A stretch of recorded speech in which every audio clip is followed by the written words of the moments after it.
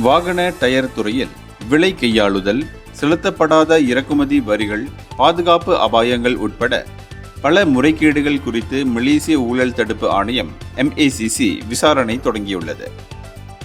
விசாரணையில் இறக்குமதி செய்யப்பட்ட சுமார் 300 கண்டெய்னர் டயர்கள் ஆய்வு செய்யப்படுகின்றன. இவற்றில் சில உள்ளூர் சாலைகளுக்கு பாதுகாப்பற்றவை என்று சந்தேகிக்கப்படுகிறது. இந்த விவகாரத்தால் 1 லட்சம் கனரக வாகன டயர்களில் இறக்குமதி வரி சுங்க வரிகள் மூலம் அரசாங்கத்திற்கு ஆண்டுக்கு 70 மில்லியன் வருவாய் இழப்பு ஏற்பட்டதாக நம்பப்படுகிறது.